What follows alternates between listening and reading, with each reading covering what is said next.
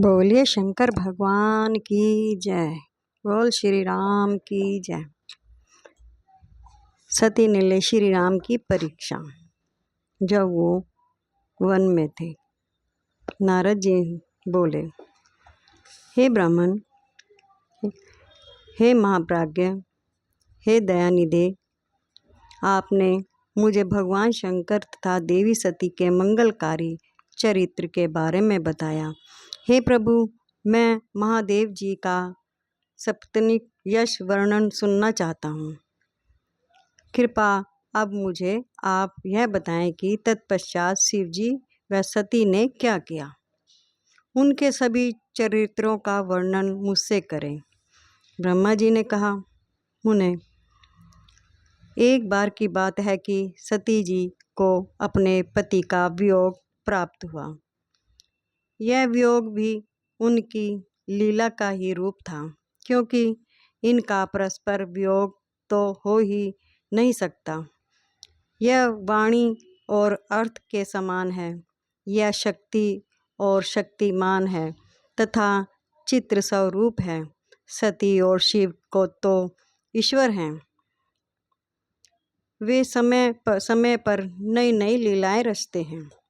सूत जी कहते हैं, महर्षियों, ब्रह्मा जी की बात सुनकर नारद जी ने ब्रह्मा जी से देवी सती और भगवान शिव के बारे में पूछा कि भगवान शिव ने अपनी पत्नी सती का त्याग क्यों किया।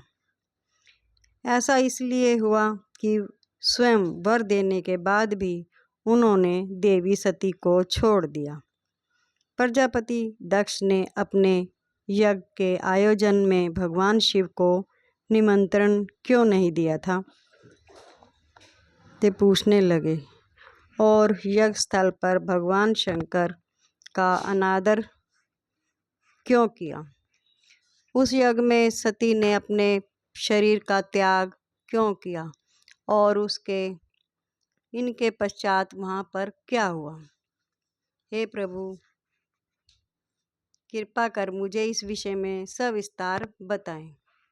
ब्रह्मा जी बोले, हे महाप्रयाग नारद, मैं तुम्हारी उत्सुकता देखकर तुम्हारी सभी जिज्ञासाओं को शांत करने के लिए तुम्हें सारी बातें बताता हूँ। ये सभी भगवान शिव की ही लीला है। उनका स्वरूप स्वतंत्र और निर्विकार है। देवी सती भी उनके अनुरूप ही हैं। एक समय की बात है, भगवान शिव अपनी प्राण प्रिय पत्नी सती के साथ अपनी सवारी नंदी पर बैठकर पृथ्वीलोक का भ्रमण कर रहे थे। घूमते घूमते वे दंडकारण्य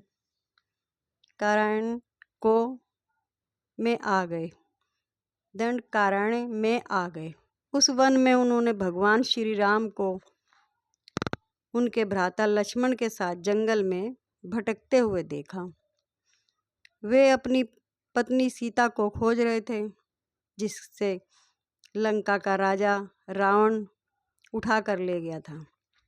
वे जगह जगह भटकते हुए उनका नाम पुकार रहे और उन्हें ढूंढ रहे थे।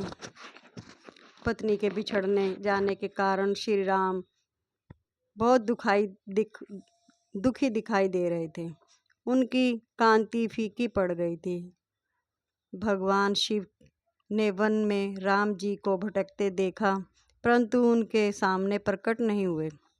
देवी सती को यह देखकर बड़ा आश्चर्य हुआ। वे शिव जी से बोली, हे सर्वेश्वर, हे करुणानिधान सदाशिव, हे परमेश्वर, ब्रह्मा विष्णु सहित सभी देवताओं आपकी ही सेवा करते हैं। अब आपके द्वारा पूजित हैं। वेदांत और शास्त्रों के द्वारा आप ही निर्विकार प्रभु हैं। हे नाथ, ये दोनों पुरुष कौन हैं। ये दोनों विहार व्यवस्था से व्याकुल रहते हैं। ये दोनों धनुधर वीर जंगलों में क्यों भटक रहे हैं। भगवान इनके श्रेष्ठ पुरुष को अंकांति नील कमल के समान श्याम हैं।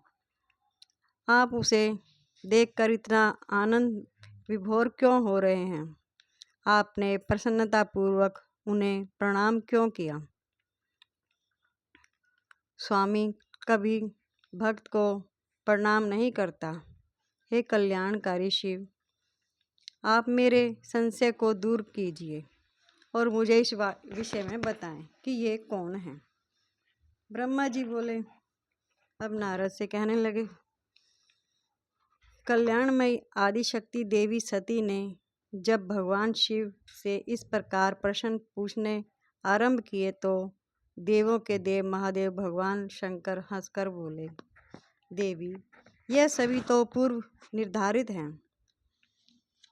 मैंने उन्हें दिए गए वरदान स्वरूप ही उन्हें नमस्कार किया है। ये दोनों भाई सभी वीरों द्वारा सम्मानित हैं। इनके शुभ नाम श्री राम और लक्ष्मण हैं। ये सूर्यवंशी राजा दशरथ के पुत्र हैं। इनमें इनके गोरे रंग के छोटे भाई और शेष के अंश हैं और उनका नाम लक्ष्मण है। बड़े भाई श्री राम भगवान विष्णु का अवतार हैं। धरती पर इनका जन्म साधुओं की रक्षा और पृथ्वीवासियों के कल्याण के लिए ही हुआ है। भगवान शिव की ये बातें सुनकर देवी सती को विश्वास नहीं हुआ। ऐसा विभ्रम ब्रह्म भगवान शिव की माया के कारण ही हुआ। जब भगवान शिव को यह ज्ञात हुआ कि देवी सती को उनकी बातों पर विश्वास नहीं हुआ तो वे अपनी पत्नी दक्ष कन्या सती से बोले, देवी, यदि तुम्हें मेरी बातों पर विश्वास नहीं है तो तुम स्वयं श्री राम की परीक्षा ले लो। जब तक तुम इस बात से आसक्त ना हो जाओ कि वे दोनों पुरुष ही राम और लक्ष्मण हैं और तुम्हारा मोह ना नष्ट हो जाए, तब तक मैं यहीं बरगद के नीचे खड़ा हूँ। तुम जाकर श्री राम और लक्ष्मण की परीक्षा लो। ब्रह्मा जी बोले, हे महामुने नारद, आपने पति भगवान शिव के वचन सुनकर सती ने अपने पति का आदेश प्राप्त कर श्री राम लक्ष्मण की परीक्षा लेने की ठान ली। परंतु उनके मन में बार बार एक ही विचार उठ रहा था कि मैं कैसे उनकी परीक्षा लूं। तब उनके मन में ये विचार आया कि मैं देवी सती का रूप धारण कर श्री राम के मैं देवी सीता का रूप धारण कर श्री राम के सामने जाती हूँ। देखती हूँ मुझे ये पहचानते हैं कि नहीं। सीता बनकर उनके साक्षात उनके सामने आ गई। यदि वे साक्षात विष्णु का अवतार हैं तो वे मुझे आसानी से पहचान लेंगे, अन्यथा वे मुझे पहचान नहीं पाएंगे। ऐसा विचार कर उन्होंने सीता का वेश धारण कर लिया और राम जी के समक्ष चली गई। सती ने ऐसा भगवान शिव की माया से मोहित होकर ही किया था। सती को सीता के रूप में देखकर राम जी सब कुछ जान गए। वे हंसते हुए बोले, देवी सती को प्रणाम करने लगे। हे देवी सती, आपको मैं नमस्कार करता हूँ। हे देवी, आप तो यहाँ हैं, परंतु त्रिलोकीनाथ भगवान शिव कहीं दिखाई नहीं दे रहे। बताए देवी, आप इस निर्जन वन में अकेली क्या कर रही हैं? और आपने अपने परम सुंदर और कल्याणकारी रूप को त्याग कर यह नया रूप क्यों धारण किया है? श्री राम जी की बातें सुनकर देवी सती आश्चर्यचकित में हो गई। तब वे शिव जी की बातों का स्मरण कर तथा सच्चाई को जानकर बहुत शर्मिंदा हुई और मन ही मन में अपने पति भगवान शंकर के चरणों का स्मरण करती हुई बोली, हम अपने पति के करुणानिधान भगवान शिव और अन्य पार्षदों के साथ पृथ्वी पर भ्रमण करते हुए इस वन में आ गए थे। यहाँ आपको लक्ष्मण जी के साथ सीता की खोज में भटकते हुए देखकर भगवान शिव ने आपको प्रणाम किया और वही बरगद के पीछे खड़े हो गए। आपको वहाँ देखकर भगवान शिव आनंदित होकर आपकी महिमा का गान करने लगे। वे आपके दर्शनों से आनंद विभोर हो गए।